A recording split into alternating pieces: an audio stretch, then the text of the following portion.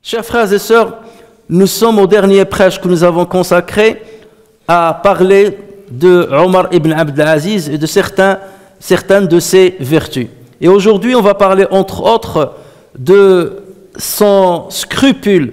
Et le scrupule, c'est le fait de s'abstenir, de faire certaines choses qui, à la base, ne sont pas interdites.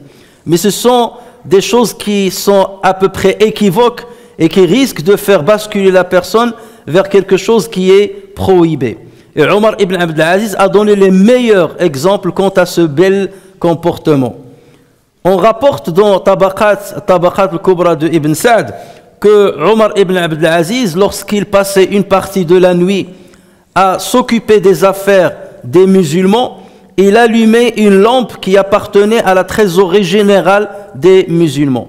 Mais lorsqu'il passait une partie de la nuit pour ses besoins personnels, c'est-à-dire avec sa famille ou avec ses enfants, dans ce cas, il allumait une autre lampe pour ne pas utiliser l'huile de la lampe qui revient à la trésorerie générale des musulmans.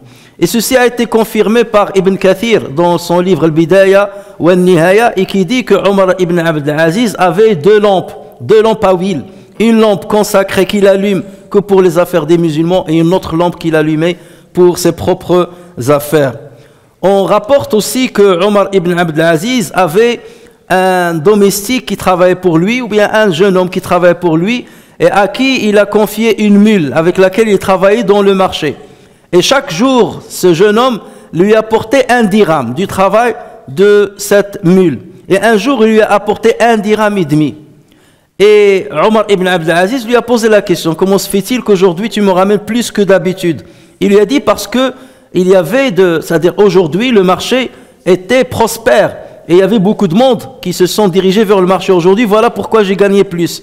Et Omar ibn Abd al-Aziz lui a dit: non, il se peut que tu aies fatigué la bête, que tu aies fatigué la mule, que tu aies trop utilisé la mule. Alors je te demande de la faire reposer 3 jours, de ne pas l'utiliser pendant 3 jours pour qu'elle se repose. Alors que c'était seulement un doute, peut-être qu'il l'a fatigué plus que d'habitude, mais face au doute, Omar ibn Abd al-Aziz ne voulait courir aucun risque pour ne pas toucher de l'argent qui risque d'être illicite pour lui. On rapporte aussi dans Hilyat al-Awliya de Abu Nu'aym rahimahullah qu'on a apporté un cadeau à Omar ibn Abd al-Aziz. On lui a ramené un plat de fruits et Omar a refusé de le prendre. Alors on lui a posé la question: mais comment se fait-il que tu refuses le cadeau alors que le prophète sallallahu alayhi wa sallam l'acceptait volontiers? Et là, de répondre et de dire: il était un cadeau pour le prophète sallallahu alayhi wa sallam, mais pour nous et pour ceux qui sont venus après lui, c'est un pot de vin. Parce que le prophète sallallahu alayhi wa sallam, jamais il ne pouvait tenter de commettre une injustice. Et donc il acceptait les cadeaux, il n'acceptait pas bien entendu les aumônes. Mais en revanche, nous, il y a de la tentation. Si je prends cette habitude à prendre les cadeaux des uns et des autres, donc forcément mes administrés risquent de faire pareil. Mes gouverneurs dans les différentes contrées risquent de faire pareil et de basculer vers la prise des pots de vin et bien entendu de tomber dans l'injustice. Omar ibn Abd al-Aziz aussi utilisait ce qu'on appelle aujourd'hui la poste, donc pour transmettre les courriers. Et donc il avait une poste qui revenait à l'État.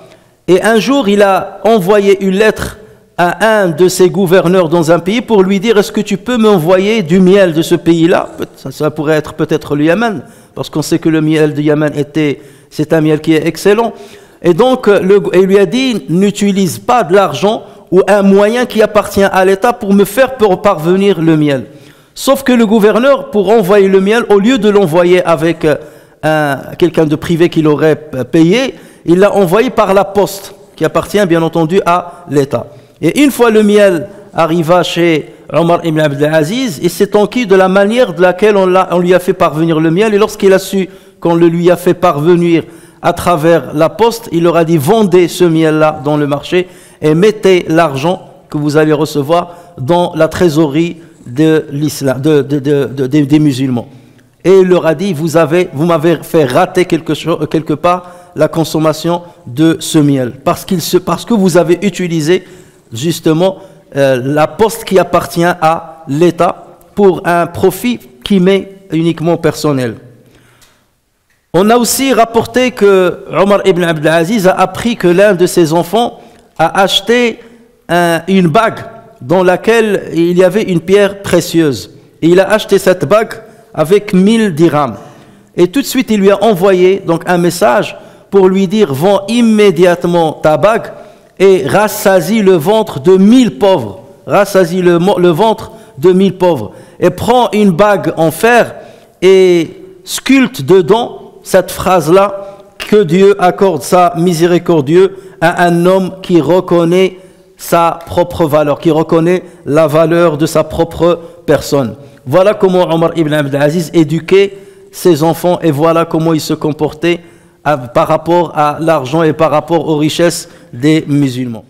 Chers frères et sœurs, parmi les choses que Omar ibn Abdelaziz a accomplies lors de sa gouvernance, c'est le fait de compiler la sunna du prophète sallallahu alayhi wa sallam. Vous savez qu'avant la fin du 1er siècle, la sunna du prophète sallallahu alayhi wa sallam n'était pas compilée entièrement. Il y avait des savants, il y avait des successeurs, il y avait même des compagnons qui écrivaient ce qu'ils entendaient du prophète sallallahu alayhi wa sallam, ou ce que les successeurs entendaient des compagnons. Comme Abdullah ibn Amr ibn al-As, il écrivait, il avait ce qu'il appelait Sahif al-Sadiqa, le feuillet véridique, ou bien les feuillets véridiques, dans lesquels il compilait les hadiths du prophète sallallahu alayhi wa sallam. On rapporte qu'il y avait à peu près 1000 hadiths dans cette sahifa. Et il y avait Jabir ibn Abdullah aussi qui écrivait. Le prophète sallallahu alayhi wa sallam aussi a ordonné à ce qu'on écrive à Abu Shah, l'Yamanite, à lui écrire le khutbah qu'il a accompli juste après la conquête de la Mecque. Donc la sunna du prophète sallallahu alayhi wa sallam était compilée par des individus, par des particuliers, et ils avaient donc des hadiths qu'ils avaient écrits eux-mêmes. Sauf que lorsque Omar ibn Abdelaziz est devenu calife, il avait peur que ces savants disparaissent ou que ces feuillets, pas des particuliers, disparaissent. Donc il a voulu faire exactement la même chose que Abu Bakr as-Siddiq a fait lorsqu'il a rassemblé tout le Coran dans un seul volume, alors que le Coran était écrit chez plusieurs compagnons. Mais il a voulu un volume officiel, et Uthman ibn Affan a fait la même chose, et il a écrit plusieurs manuscrits du Coran qu'il a envoyés à toutes les contrées. Donc Omar ibn Abdelaziz a voulu faire la même chose, sauf que cette fois-ci, il a voulu la faire pour compiler la sunna du prophète sallallahu alayhi wa sallam d'une manière officielle. C'est l'État qui prenait en charge le recueillement de la sunna du prophète sallallahu alayhi wa sallam. Et c'est ainsi qu'il a écrit à son gouverneur à Médine, qui s'appelait Abu Bakr ibn Hazm, qui était un grand savant, qui était un juge et qui était responsable de la saison de l'Hajj. Et cette responsabilité, on ne l'a donnée qu'à quelqu'un qui excellait dans la jurisprudence islamique. Donc il lui a envoyé un message dans lequel il lui dit: cherche le hadith du messager sallallahu alayhi wa sallam et écris-le, recueille-le, car je crains la disparition de la science et des savants.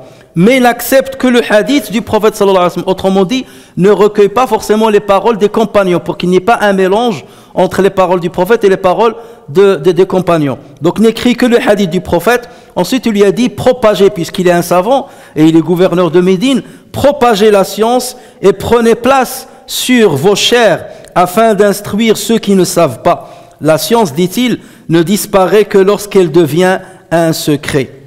Ibn Shihab az-Zuhri, un très grand savant qui a compilé la sunna du prophète sallallahu alayhi wa sallam avant même la fin du 1er siècle de l'Hégire. C'est pour vous dire qu'on n'a pas attendu l'arrivée de Bukhari, de Muslim pour compiler la sunna du prophète sallallahu alayhi wa sallam. On n'a même pas attendu l'imam Malik pour compiler la sunna. La sunna était compilée avant l'avènement de ces grandes sommités.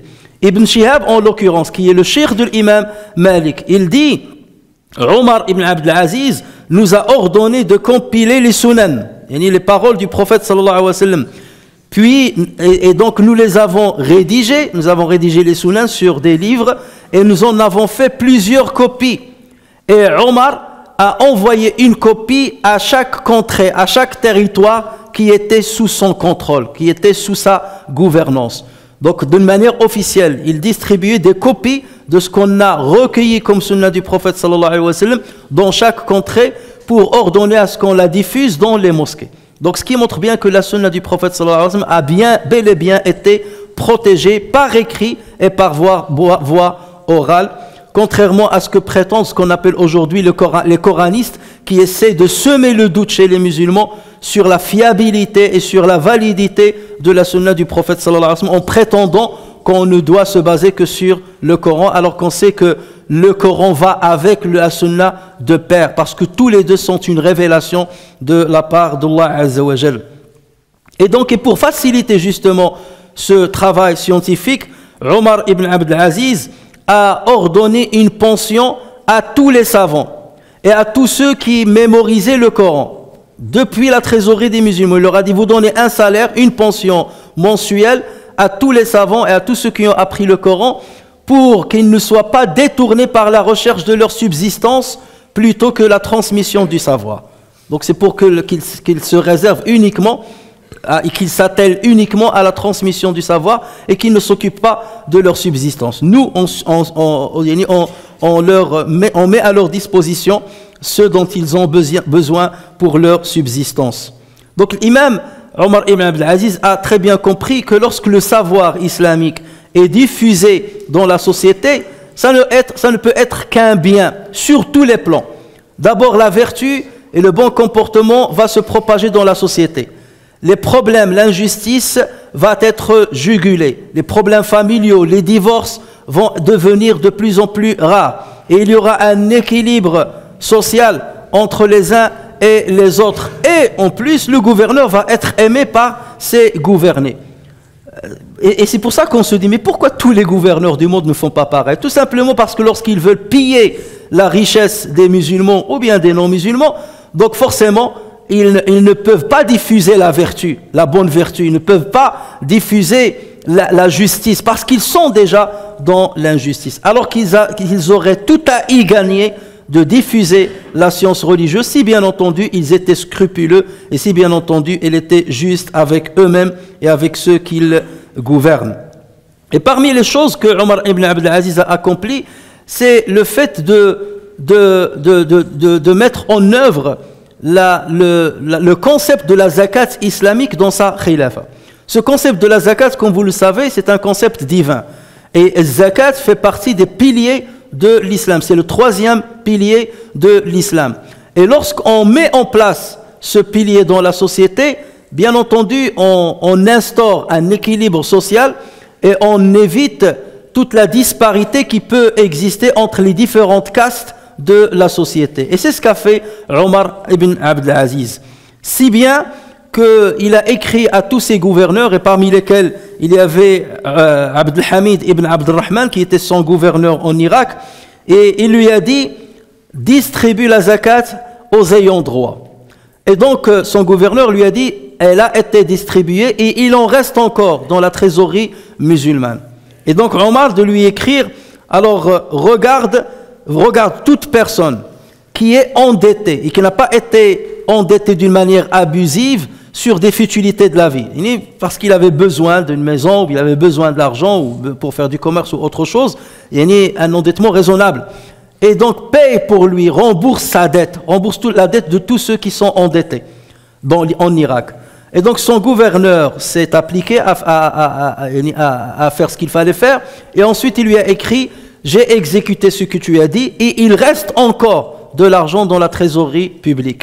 Et donc Omar lui a écrit une autre fois, et il lui a dit, regarde tous les jeunes qui sont puceaux, qui ne sont pas mariés, et demande à toute personne qui veut se marier, qu'il a le droit de se marier, et concernant la dot, c'est l'État qui la prend en charge. Donc donne-leur la dot depuis la trésorerie des musulmans.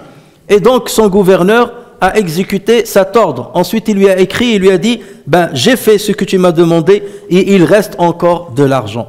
Et là il lui a dit, regarde tous les dhimmiyin. Les dhimmiyin, c'est les non-musulmans qui vivent parmi les musulmans. Eux, ils ont un impôt un peu spécial, puisque les musulmans, ils donnent la zakat, les non-musulmans, ils donnent al-jizya. C'est tout à fait normal, c'est un impôt comme les musulmans. Donc il leur a dit, si jamais il y a un parmi eux qui est dans le besoin, parce que la récolte de ses terres n'était pas à la hauteur, donc prête-lui, donc prête aux non-musulmans de l'argent pour qu'ils puissent subvenir à leurs besoins, qu'ils puissent donner leur jizya, et lorsque ils seront dans une année où ils seront dans des largesses, dans ce cas ils pourront rembourser leurs dettes. On est allé même plus loin. On rapporte que Omar ibn Abdel Aziz, tellement il restait de l'argent dans la trésorerie musulmane, qu'il ordonnait à ce qu'on achète avec l'argent qui reste des grains de blé, qu'il demandait de distribuer, enfin d'éparpiller sur les montagnes, afin que les oiseaux trouvent de quoi manger. Regardez jusqu'à quel point il est arrivé, et le souci qu'il avait même pour les animaux qui vivent sur les territoires dont il avait la gouvernance. Thabit ibn Qais rahimahullah dit: j'ai entendu ce qui a été écrit dans un message que Omar ibn Abdel Aziz a envoyé au gouverneur des différentes contrées. Et dans ces messages, il a dit: remontez-nous le nom de tout nouveau-né pour qu'on lui attribue une allocation. Chaque fois qu'il y a un nouveau-né dans les territoires islamiques, donc on va, depuis la trésorerie générale, on va lui donner une allocation mensuelle. Donc les allocations que nous connaissons aujourd'hui, le premier qui les a mis en place, c'était Omar ibn Abdel Aziz. Et il leur a dit aussi: remontez-moi le nom de tous ceux qui sont décédés, les hommes qui sont décédés, afin qu'on donne une allocation à sa famille. Parce qu'il va laisser derrière lui une veuve, il va laisser derrière lui des orphelins, et donc c'est la trésorerie musulmane qui va prendre en charge leurs besoins. Omar ibn Usayd rahimahullah dit: je jure par Dieu que avant que Omar ibn Abdel Aziz ne meure, il y avait des gens, des riches qui nous ramenaient l'argent, qui ramenaient l'argent au gouverneur et qui le mettaient à leur disposition, en leur disant: diffusez cet argent, distribuez cet argent à celui qui en a besoin. Et on n'en trouvait pas, au point qu'on disait à ces hommes-là: reprenez votre argent parce qu'on n'a pas à qui le distribuer. Tellement il était juste et tellement Allah Azza wa Jal a donné la richesse aux musulmans à son époque. In ya'lamillahu fiikum khayra yu'tikum khayra. Chers frères et sœurs, l'imam Al-Dhahabi rapporte que Banu Umayya, c'est-à-dire les cousins, toute la grande famille de Omar ibn Abdel Aziz, était en colère contre Omar ibn Abdel Aziz de par l'argent qu'il leur a pris pour le mettre dans la trésorerie des musulmans, et de par les dons qu'il ne leur octroyait plus, ceux dont ils bénéficiaient à l'époque de leur grand-père et à l'époque de leur oncle et leur père. Donc tout ça, il l'a arrêté. Et c'est pour cela qu'ils avaient une rancune, une rancœur à son égard. Et c'est pour cela qu'ils ont terminé par l'empoisonner. Et comme lui, c'est-à-dire il ne mettait pas une sécurité particulière pour sa personne, il n'avait pas des garde-corps, il n'avait pas c'est-à-dire il ne prenait pas des dispositions pour ne pas risquer de consommer du poison. Donc c'est pour cela qu'il a consommé le poison sans le savoir, et c'est ce qui a fait perdre sa vie. Maslama ibn Abdil Malik, un de ses cousins, rapporte qu'il est rentré chez lui alors qu'il était malade, donc c'était ses derniers jours. Il est rentré chez lui et il lui a dit à Omar: tu n'as rien laissé à tes enfants, tu vas partir et tu n'as rien laissé à tes enfants. Pourquoi ne pas écrire un testament pour que je m'occupe de tes enfants, c'est-à-dire que ce soit moi qui serai responsable d'eux, ou quelqu'un de la famille. Et Omar, ayant entendu ces paroles, il leur a dit: redressez-moi s'il vous plaît. Ils l'ont redressé, et ensuite il lui a dit: quant au fait de dire que je les ai appauvris, parce qu'il a dit: tu as appauvri tes enfants. Quant au fait de dire que j'ai appauvri mes enfants, je ne les ai pas démunis de ce qui leur revenait de droit, et je ne leur ai pas octroyé ce qui ne leur revenait pas de droit. Donc je n'étais que juste avec eux. Donc pourquoi tu dis cette parole? Et quant au fait de choisir quelqu'un pour, c'est-à-dire s'occuper de mes enfants, j'ai choisi Allah Azza wa Jal parce que c'est lui qui est le meilleur garant, et c'est lui qui s'occupe des pieux.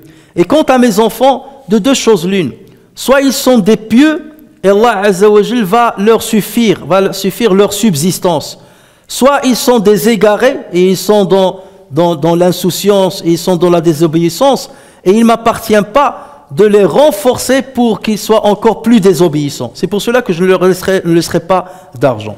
Et avant de mourir, il a convoqué ses 16 enfants. Il avait 13 garçons et 3 filles parce qu'il avait 3 épouses. Et donc il les a rassemblés devant lui et il leur a dit, chers enfants, sachez que si je vous ai appauvri, c'est bien pour une raison. J'ai bien réfléchi. Il y avait deux choix. Soit j'allais vous enrichir et j'allais mériter l'enfer, soit j'allais vous appauvrir et peut-être j'allais mériter le paradis. Et donc automatiquement c'est le deuxième choix que j'ai privilégié. Et il ne m'appartenait pas justement de vous mettre dans une situation où vous serez jugé devant Allah Azza wa Jal sur tout ce que je vous ai laissé. Son épouse Fatima bint Abdil Malik, elle rapporte, il disait, Omar ne cessait de dire, Seigneur, fais de sorte que je meure tout seul, en présence de personne, qu'il n'y ait personne en présence de moi pendant ma mort. Et il le répétait souvent. Et un soir, je suis resté avec lui tardivement, et à un moment, je lui ai dit, ben écoute, je vais partir et te laisser dormir, parce que tu es resté très tard dans la nuit éveillé. Je vais te laisser dormir. Donc, il a accepté, et elle s'est mise à côté de sa chambre, pour le laisser dormir.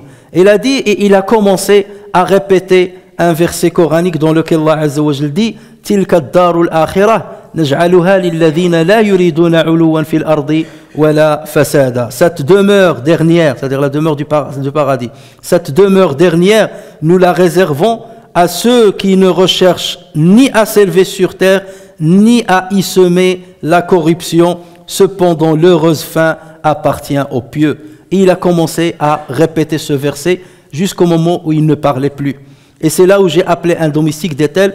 Je lui ai dit, rentre voir ce qu'il est advenu de lui, est-ce qu'il dort. Lorsqu'il est rentré, il a crié parce qu'il l'a trouvé mort. Et je suis entré le voir et je l'ai trouvé, il a dirigé sa tête vers le Qibla, il a mis une main sur ses yeux pour fermer ses yeux et il a mis une main sur sa bouche pour qu'elle ne reste pas ouverte. C'est dans cette situation que Omar ibn Abdul Aziz rahimahullah est décédé.